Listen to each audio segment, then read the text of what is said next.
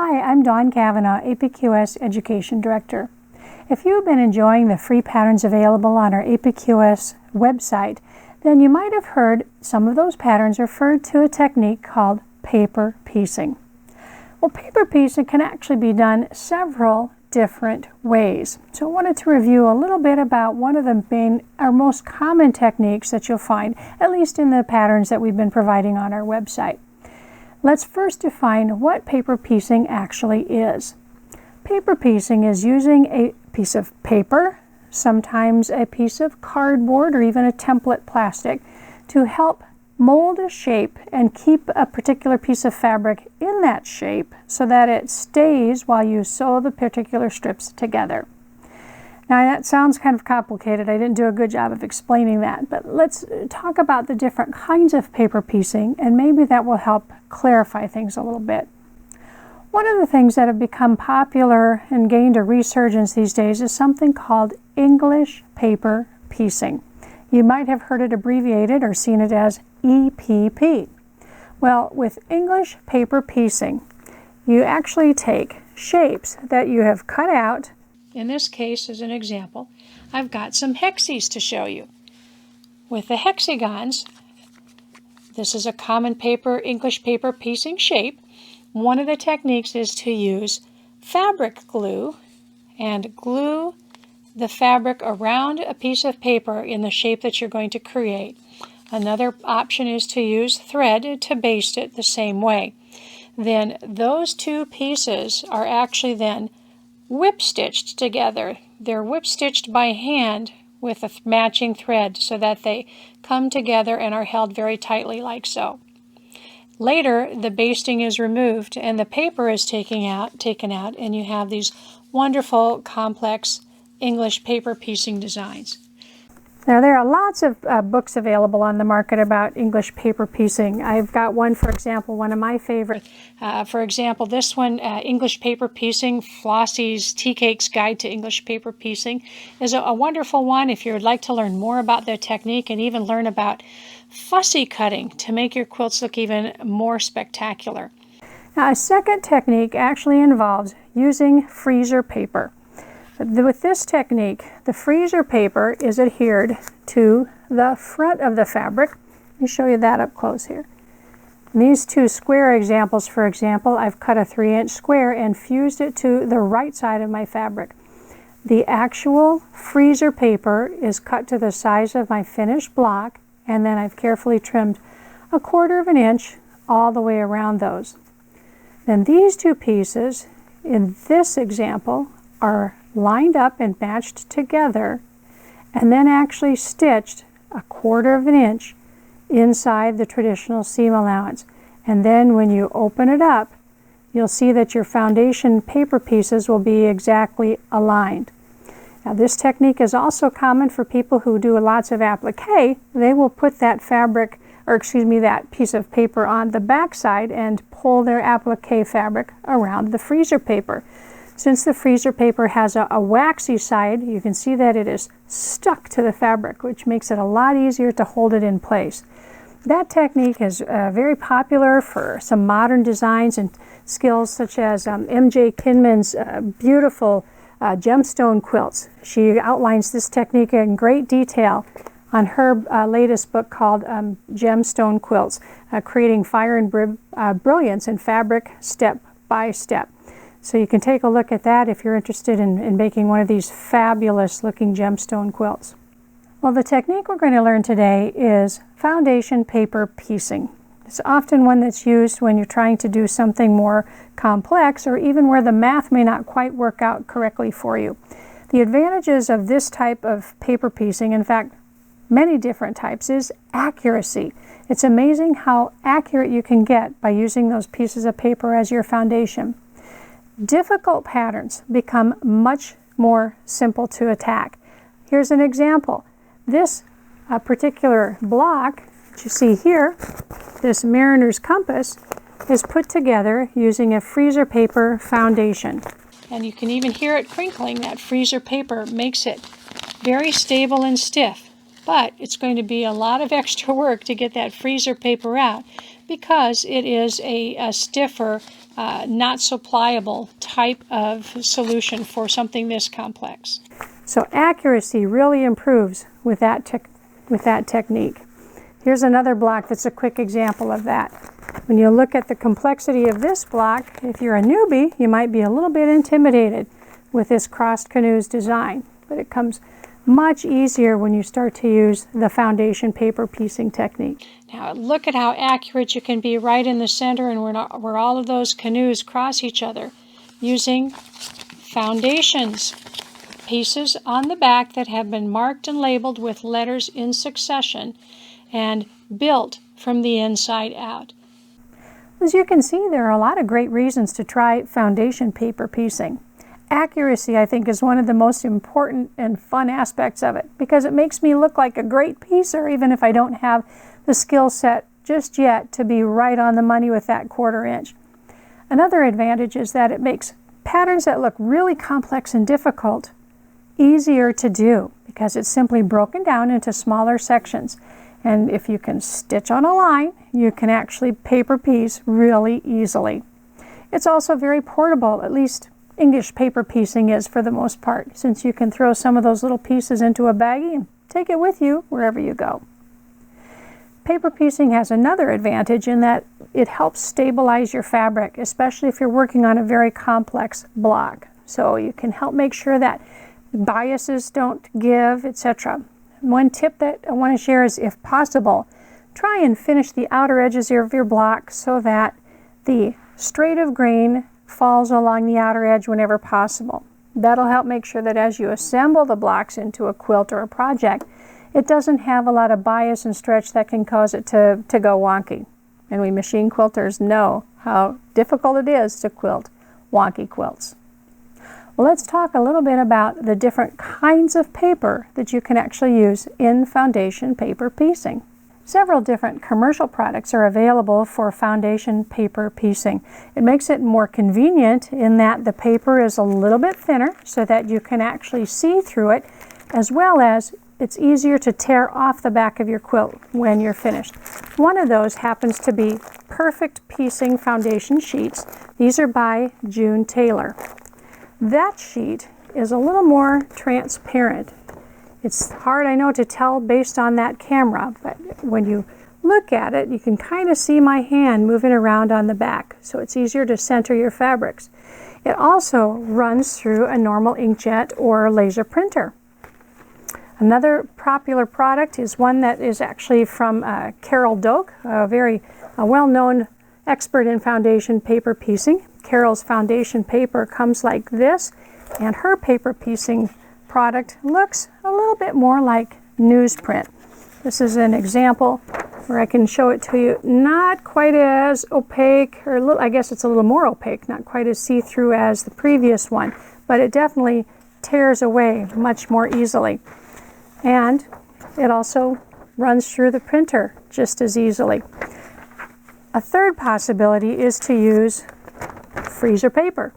Now, I trimmed each of these freezer papers down to 8.5 by 11, just like a normal sheet of paper, and put them in my printer so that when they ran through, my patterns would print on the paper side of this freezer paper.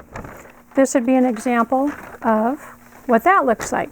We've got the paper pattern on one side and the shiny, waxy piece right on the other. Well, I'd like to show you some tips and tricks on how to actually do foundation piecing so that the next time you visit the APQS website and find a pattern that is all about paper piecing, you'll understand exactly how to put that together.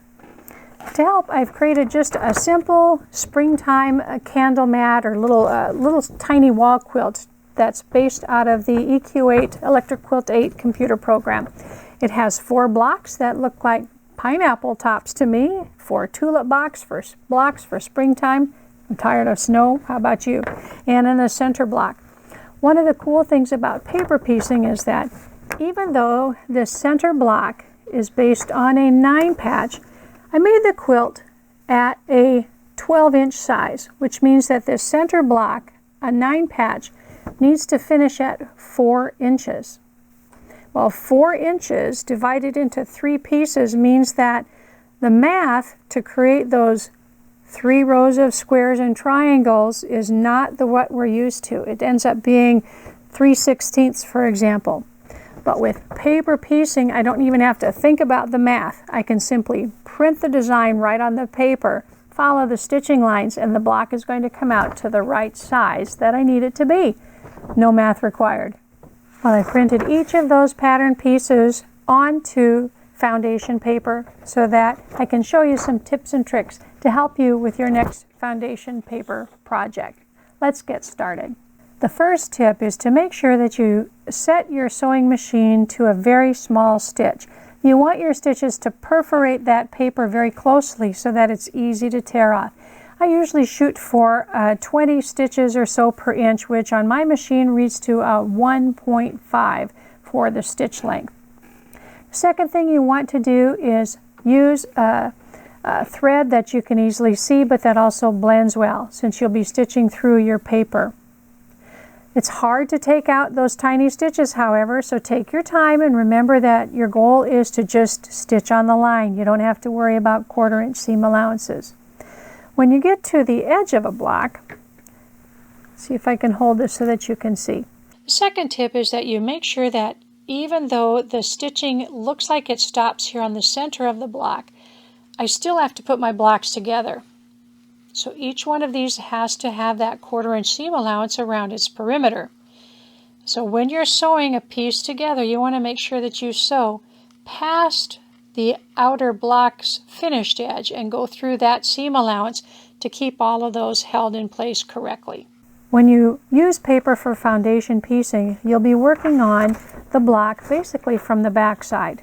Most pattern designers will have already created the fabric pattern so that it will be correct once you sew it and look at it with a front or right side orientation. So as I mentioned, there's an alternate color here on these palm leaves, and the tulip blocks have a different center portion. Now, this one will make sense for most of us, but on this one, remember that because I'll be working on the back side of the block, the image will be reversed. The EQ program already does that for me by mirroring those so that when it's turned the right side up, my block halves will be correct. In fact, I got started a little bit to show you how that's going to come together. But if you're designing your own blocks, such as anything with numbers or letters or anything like this where you want the colors to fall in a specific place, keep in mind that you may need to mirror that image and flip it over so that it is oriented the way you expect it to once you're finished. If I flip these 2 foundation pieces over, you can see that as I'm working on them, the block that has my dark fabric looks like it is the left-hand side and the light fabric is the right-hand side.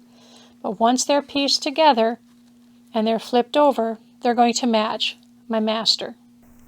As you piece each one of these, you'll be sewing and then flipping open your fabric just like you would if you were piecing 2 fabric pieces together and then opening up with right sides together, open it up to see the finished product. Well, to turn around and use my iron every single time I'm working on this can be very tedious. So I also enjoy using a little manual wood presser to help me speed up the process. And then when I'm finished with the block, I head to the ironing board and give it a good crisp press. That'll allow me to trim around the outside edges of the block, but then to make sure that I don't have any pleats or wrinkles in the block itself.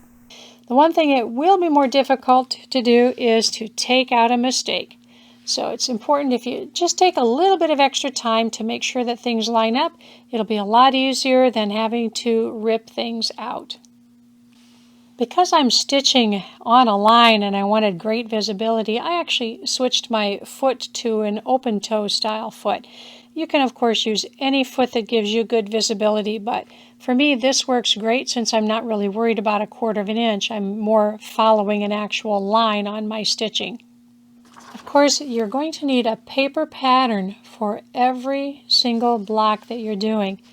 For my block design that I'm creating, my candle block, I'll actually have 4 patterns that are light green, 4 that are dark green, 4 tulip blocks, and then this center block. So you'll need to make lots of copies. Make sure that you have enough of each one. For the palm one, for example, I made a first copy, and then I made a second copy on a piece of paper. And you can even see by my little line here, to conserve my foundation paper, I laid those 2 blocks on top of each other to make one complete copy, basically getting 2 sets on one piece of paper when the original one only had 1.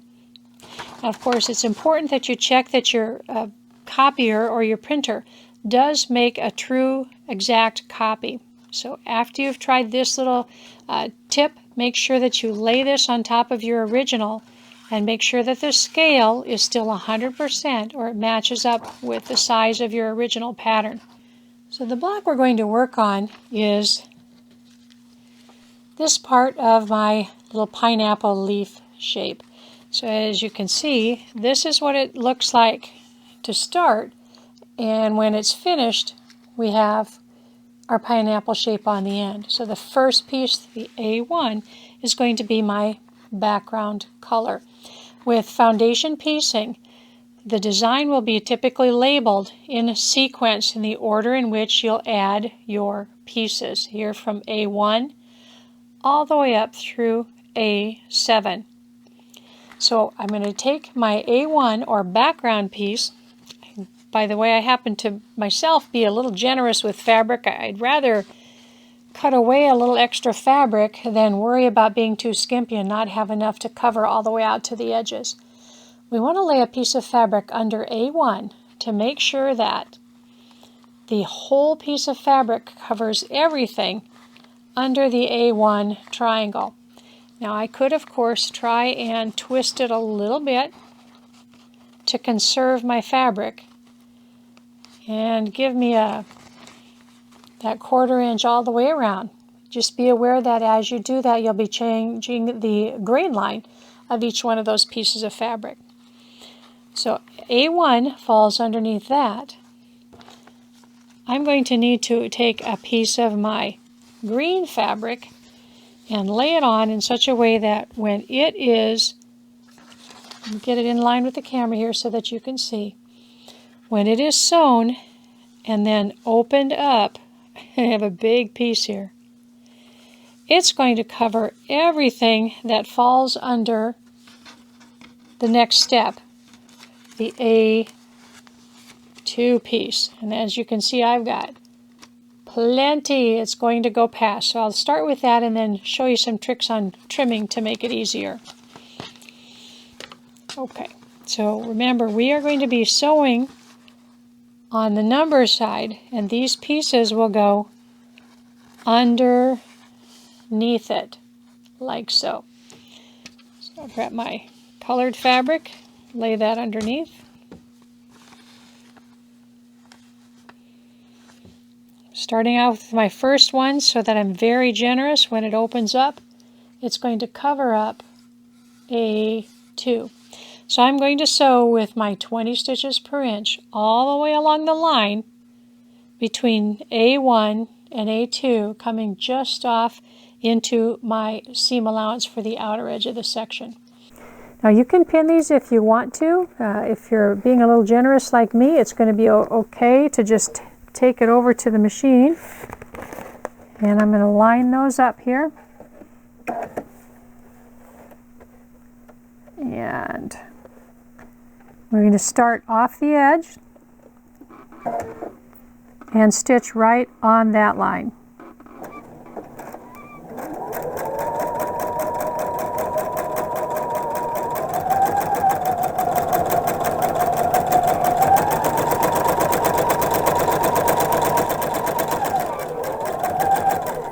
Go past until you get past the outer edge of that block.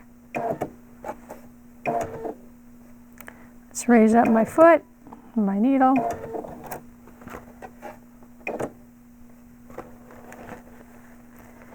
So I'm going to pull that out and trim my threads. Let's bring that over so that you can see what's happened now. So I've sewn right between A1 and A2, and as you can tell, it's a pretty rough seam allowance. Well, that's the beauty of this technique, because now I can gently fold that piece of paper back and trim these with a scissors down to that 1/4 inch. That'll help make sure I don't have any fabric shadowing either. Let me get my better scissors for doing that here. Now I tend to be an eyeballer. You don't need to get out your rotary cutter to do that. So I've trimmed those even. And now let's show you what that's going to be like. Doesn't look like much yet, does it? Out comes my little wood iron to help me press that flat. I've got a lot of this extra green fabric that's actually unnecessary. So here's a cool trick for starting now to trim it down and actually using what you only need. I've also got way plenty on my yellow, my background fabric, so I'm going to trim a little bit of that away too. I'm going to look at the pattern piece side so that I know I'm not getting carried away and cutting away more than I should. I'm going to be extra generous and come way out here. Got to remember to hold it so you can see. There we go. Okay, here's my trick for knowing where to trim the next one and not wasting so much fabric.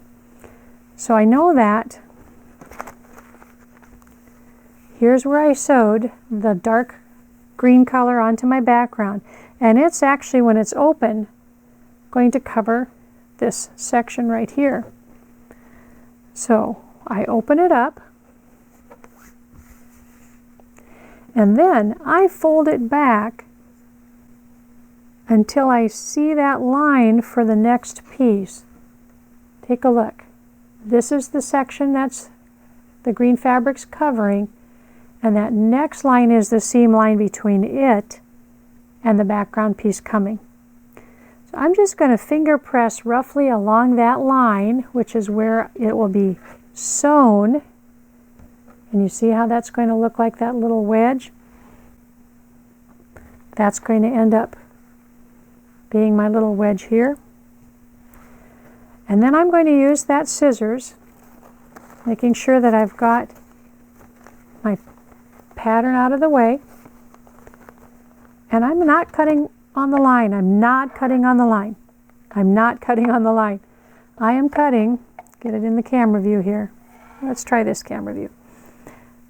I am going to cut a generous 1/4 inch away from that temporary crease line that I just made. Show you one more time. So I'm well beyond the next piece that needs to be added. So I'm now to a background piece again. Normally you'd be placing these right sides together. I chose to use fabrics that are solids, so it looks the same on both sides, but make sure that when you're placing them, if you're using patterns, you're always placing right sides together. Since I used that little trick and folded that, I can have a better idea of where this one needs to be positioned. And then I can check myself and roughly fold it up and away to make sure that the piece of fabric I've got is going to completely cover the next one, which is this one, A3. And it looks like I'm doing fine there. In fact, I might be able to sneak a little bit over. Since this is the straight edge of a block, I could come over a little bit to the side. Check one last time. When I open it, it's going to cover everything. Looks good.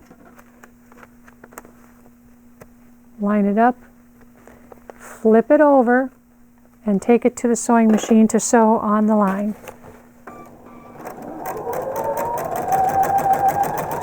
There's all of that extra, that generous piece that I have.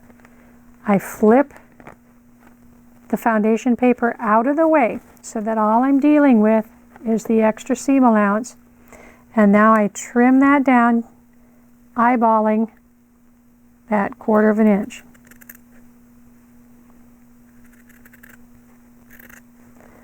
The reason I like it to be generous is that if I've got fabric that might shadow through and I'm trimming both of them at the same time, it's making sure that once I flip this background piece over, for example, that that dark green is not going to shadow through. This is what it would look like here. So I've trimmed it, and now when I flip it, it's covering. And I'll use my little hand iron here, my wooden iron, to give that a good press. So the next one I'm going to do is fold this back. Here's the line that this background piece needs to fit up next to. That's the seam allowance between it and the next neighbor. So I'll just roughly line it up with that next seam. Finger press so I have an idea of where that's going to fall. Then I'm going to open it up. That's what it'll look like when it's done. And now I'm going to trim away from the fold, that generous 1/4 inch again. I'll flip everything away. Make sure that I'm just cutting the fabric.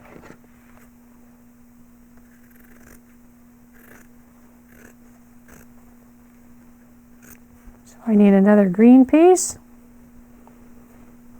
I could probably cut a smaller piece than this. If I line that up and I check my flip, look what happens with the way I lined it up. I'm now actually not going to cover up everything under that green section. So that's why it's so helpful to have this one trimmed down a little bit. That way I can either adjust my fabric left or right, or change the angle of it so that when I open it up, it's still going to cover everything on that side. So I needed to slide this over just a little bit to make that work.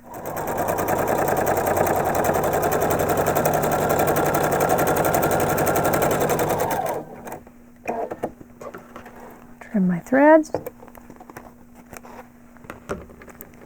And now one more time, we're going to flip everything, including the pattern piece, back out of the way.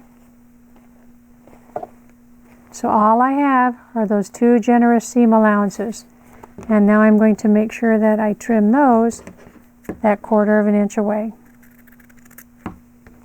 Fold our paper pattern back. Get out my little presser, and away we go. I finished up the remaining 3 light colored green pineapple top pieces. What's left to do now is trim them all the way along the outer edges of the block. That's going to leave me the normal 1/4 inch that we're used to using to piece blocks together. I already have one trimmed up to show you.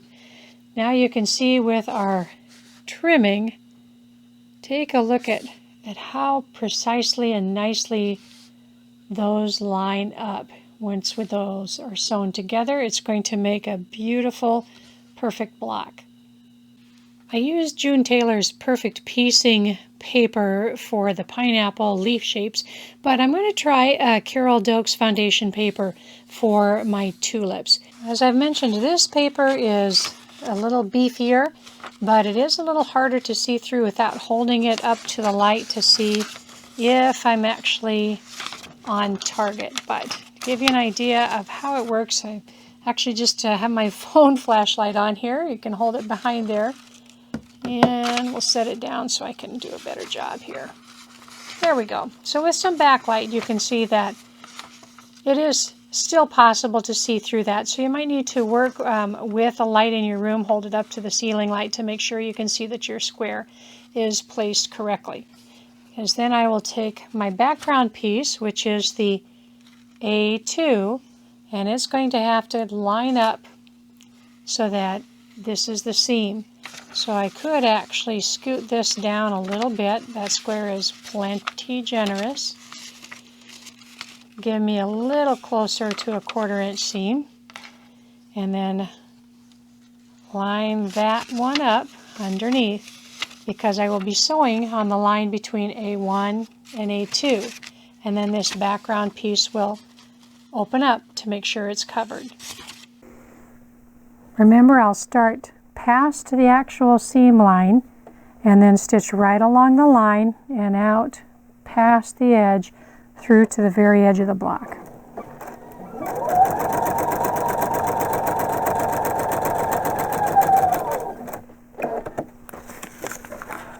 Trim our thread.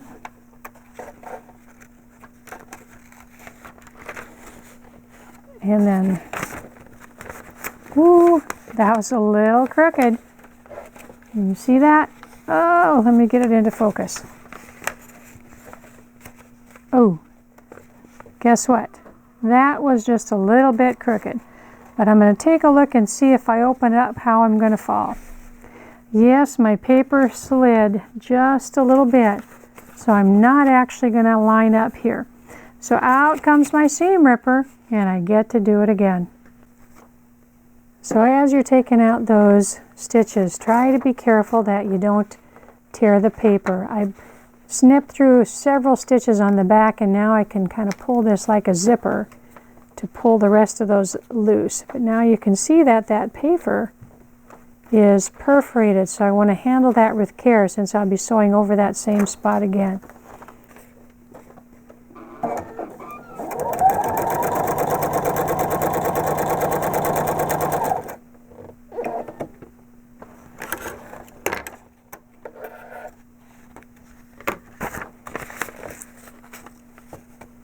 Oh yes, a much more generous seam allowance. And now when I open that up, it does completely cover the A2 on that side.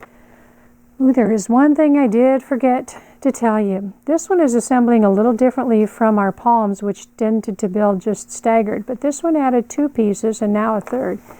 Remember how we folded it over along that next seam line so we knew how far we had to go? You can still do that with this paper and this side as well. My next seam line is right about in there, so I know that everything I cover has to be at least past that. So this is extra. I can get rid of a little bit of that so that it's easier to line up my next piece.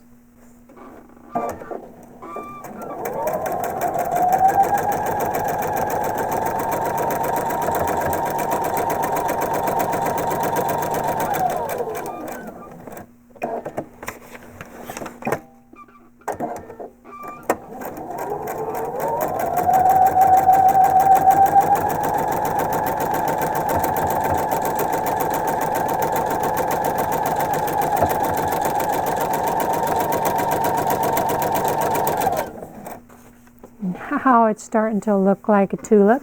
Well, an upside down one anyway.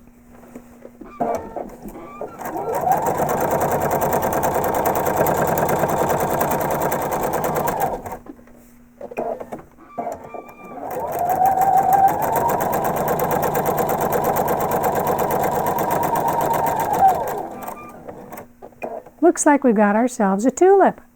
I finished up the 4 tulip blocks, and I've got my palm leaves done. That just leaves the center block to accomplish. Before I did that, I wanted to talk to you just about a couple of quick pointers. Even though this is a 9 patch, it was broken down into 3 sections so that it can still be foundation pieced. There's one difference compared to how we normally do something like a 9 patch in terms of how we'd press the seams. Usually, for example, I might start by starting in the center with regular piecing and then attach my outside pieces so that the seam allowance could point this direction and this direction. And then I'd adjust it so that I pushed those seam allowances the opposite way, from this piece towards the center and this towards the center on these top and bottom sections. That way, where these seams intersect each other, they would nest together. Well, sometimes with foundation piecing, you aren't able to accomplish that same type of pressing philosophy.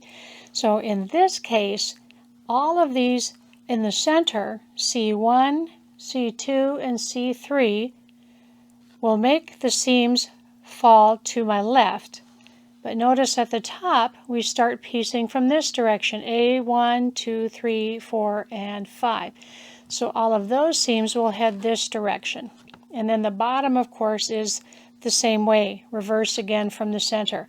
So that will at least help us try to nest up these seams in the opposite directions and hopefully get that block to come together.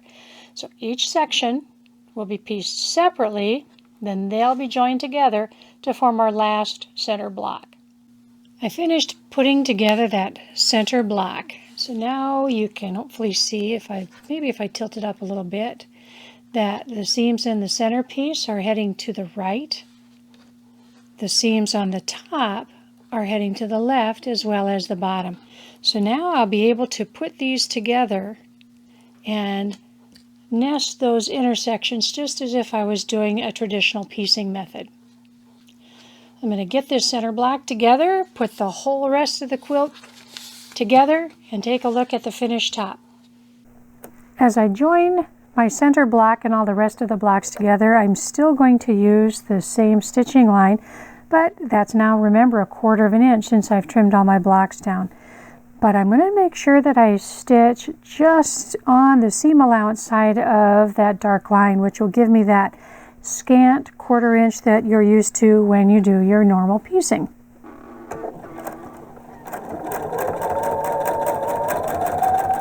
Well, there's our center block, looking awesome, and those seams all came together so very nicely. I will do a quick press and then join all these pieces together, tear out our paper, and see what our final little candle mat looks like. I've pieced this block together. Now, before I go and put the entire block together, you can do the same thing. You can think about taking out some of these pieces that are on the interior portions, especially under the seam allowances if you're going to remove the paper. It'll be a little easier to get at those before the whole block is all put together. Well, I don't need to bore you and have you sit here watching me peel all of this paper out. I wanted to get started so that you can see how easy it is to peel that all out from within the block itself. Well, the block is all done. It went together super easy once all of those foundation pieces were put together. All that's left to do is tear out the paper. I love how that foundation piecing makes everything so crisp and neat, and really makes things that look complicated really easy to do. I hope that the next time you see a pattern that calls for foundation or paper piecing, you won't be intimidated, that you'll be able to use some of the tips you've learned today to make that pattern fun and easy for you. There's just a tip or two I've learned with working on this project today. I found that the paper that I showed you from the June Taylor Company is much easier for me to see through as I'm lining up those fabrics. But on the flip side, I found that the Carol Doak paper tears out a lot easier on the back side. So you'll have to experiment with those methods or your own type of paper that you're trying and see what works best for you. I hope you've learned a tip or two that'll make foundation piecing fun and easy for you. Be sure to check out our free patterns on the APQS website.